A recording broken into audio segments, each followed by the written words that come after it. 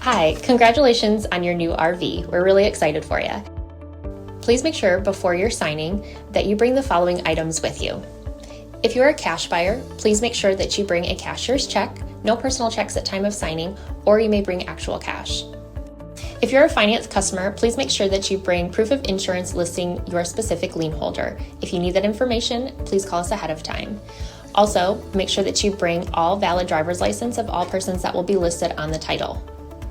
If you have a trade that you're trading in with us, please make sure that you bring your 10-day payoff as well as your title and all persons who will be listed on the title of that trade. Arrive 30 minutes early before your appointment time so we can properly inspect your unit, and also make sure that you have the fridge on and running prior to arrival. If you have any questions, please feel free to give us a call at 810-686-0710. Thanks so much. Have a great day. Hello, this is Mike from TradeWinds RV Center, here to congratulate you on your purchase of your JAYFLIGHT SLX 174BH travel trailer. I'm here to walk you around it, show you a few things on it, help you get a better experience out of your camping. Talk about a few things about arriving at the campsite and parking. On your campsite, leave plenty of room for your awning to come in and out. And on your off campsite, I want you to think about where your power water connections are going to be. Your power is going to be just above your tire on your driver's side of your tow vehicle, off camp side of your trailer. Then your water is going to be toward the rear. So park accordingly so you can utilize the facilities at the campsite. Once you arrive and unhook your hitch, first thing you're going to do is level your unit. Simply use this hand crank to bring your unit up or down. Once you got your unit level, you're going to stabilize it. Now your unit comes with stabilizing jacks on the rear. You have a 3/4 inch hand crank here. Put this on, crank it to the left to bring them down. Now, you're only going to want to bring these down until they are taut. Remember, our unit's already level. All we want to do is stabilize it. So once you have any type of resistance on your hand crank, go ahead and stop. I'm going to recommend stabilizing jack pads to put down underneath your feet there. They're going to protect your feet from dirt, debris, hot blacktop in the summer, keep them from sinking into the ground. Just a good investment, so you use your 10% off coupon. Get 2 of them, put them down underneath these, run these down until your unit is stable. Once we got our unit level and stable, we can hook up our power and water. Again, you got this big long 30 amp cord. Plugs into the side of the unit here. They're a pistol grip. They go into the left and then turn it to the right to lock it in, and put your black washer on to lock that on there. At the end of this 30 amp cord, you need to plug in a home. There's a 30 to 15 amp reducer, so you can plug into a 110. Got your power hooked up. Let's hook up our water. At the campsites, we're going to hook up to the city water connection. First and foremost, your water pressure regulator. This water pressure regulator is going to reduce the water pressure to 40 to 50 psi, protecting the lines in your unit. Always use this when putting fluid in. Hook this up to your city water connect. Get it in there nice and tight. Hook up your hose, but don't turn your hose on yet. Just to the right of that is your hot water heater. All we're doing at this point, folks, is making sure our drain plug's back on. You may have left it out last time you were out camping, draining your hot water heater. Get that on there nice and snug, then you can turn this hose on. After you turn that hose, I want you to go inside and open up your water taps, showers, sinks, get all them air out of the lines and nice steady flow of water. Once you do, you can shut them off. Then you can turn on your hot water heater from indoors. Now let's say we're going to go camping and we're not going to use city water. We're going to go dry camping, or boondocking as they like to call it. In that case, we're simply going to fill up our potable water tank. Toward the front on your off camp side, no need for a water pressure regulator here. Simply use a hose.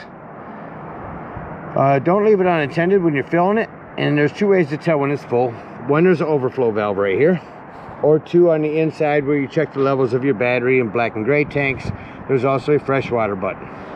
Once that's full, put your cap back on, and then whenever you want to utilize this water, you'll turn on your water pump from inside. Don't turn on your water pump when using city water. That's already pressurized. And treat your hot water heater the same way. Make sure it's full before turning it on. Alright, we're set up with power and water. I'm going to walk you around the rest of the outside of the unit, starting on your off camp side here. Down below your fresh water, use your freshwater drain. Again, your power. your city water connection, and your hot water heater. But there's where we'll dump your black and gray tanks. Spare tire with a cover. You also prep for a backup camera device you can purchase from our store that sits on the dash of your tow vehicle, electronically communicating with a piece we put on here, and that gives you a backup camera for the unit. Again, your rear stabilizing jacks. Your low point drain for when you're leaving campsites is on this side. There's access to the back of your fridge, a couple of outdoor speakers, and a vent for your microwave. A flue for your furnace. Two things on that: make sure it's not blocked, and if you are running your furnace, don't touch it, it does get hot. Got a couple of 110s out here. LED awning. On your awning you have this pitch adjust. Hypothetically, your picnic table's down at that end, starts to rain, pull down on this, that'll send all the rainwater this way. Get this close to straight when you bring it back up, and it will straighten itself out when you close your awning. Big storage area here. Up front, your propane, your batteries. Check your battery posts now and then, make sure those haven't wiggled loose over time. That about covers everything out here. Let's go take a look on the inside. First thing I like to point in every unit is the fire extinguisher. Make sure that you and everyone that's camping with you knows that the fire extinguisher is located at the entry doorway in case of emergency. Stepping up inside the unit, up to the left is going to be some controls. I'll start down here with this one. There's your brand new battery. Here's the freshwater button to tell when your potable water is full. Your black and gray tanks. Here's where you turn on your water pump if using potable water. Your water heater if hooked up to gas. Your water heater if hooked up to electric. It doesn't make a difference. Exterior lighting. Interior lights. Your awning. I want to show you on your awning. When you run that out, you only want to run that out until your white flap falls down to 90 degrees and you can see that brown bar. These awnings will continue to run themselves out and run themselves up backwards, so keep an eye on it when you run it out. Also, your door needs to be at least at 45 here, otherwise your awning arm, which I will show you, will catch your door. So just make sure it's moved out of the way when you're bringing your awning in and out. Bring that the rest of the way in. You're prepped for a TV here on the countertop with a 12 volt or 110 cable hook up there. Get your awning the rest of the way in. Shut off your awning light. Continue the tour. You got a self-explanatory microwave, a light and cooktop fan. Two cooktops here. This glass top makes a nice backsplash. Turn on your panel light. Turn this to high. Press in. Your spark will light it. Left is front. This is your rear. Down below that, your furnace. Intake. Norcold fridge. Turn that to the left. You're on auto. Auto means when you're plugged in, you're running off electricity. As soon as you unplug, you'll go to gas. Switch it over to gas. And you're strictly on gas now. If that starts flashing, check your gas. Over here's your temperature controls. In the hallway is your thermostat. Turn your furnace on.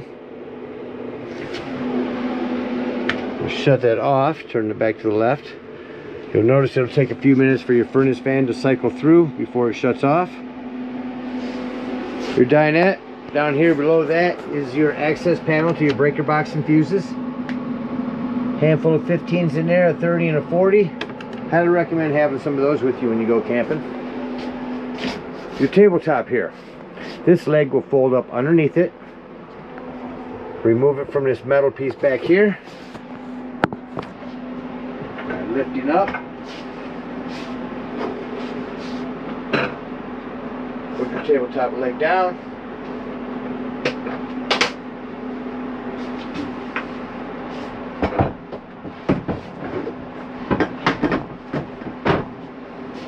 Set it down here. Put your back cushions on top here, and that's going to give you an extra sleeping quarters. good to travel with this down instead of up there with the possibility for falling off.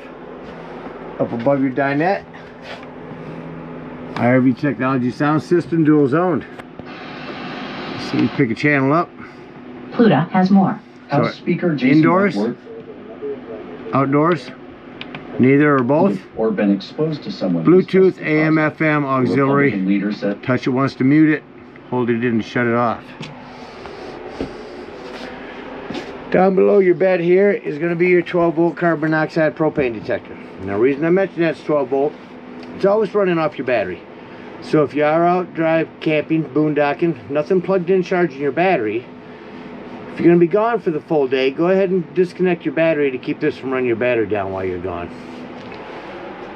Up above your bed area here to the right is a template for if this ever gets wired for solar.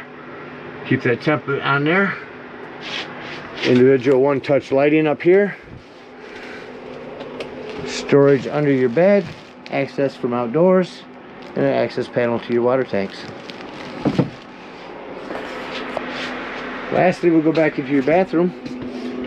Mentioned in here, you have a hand open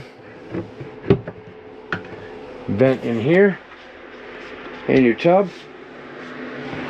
Individual one-touch lighting as well. Lastly, your AC unit. Very strong. Cool it off here and quick. Well, that about covers everything on the inside. Let's act like we're getting ready to leave the campsite and close the unit up. I like to start by shutting off my interior lights here, because then I can walk through the unit and see any individual lighting that I've left on. Make sure our vents are closed.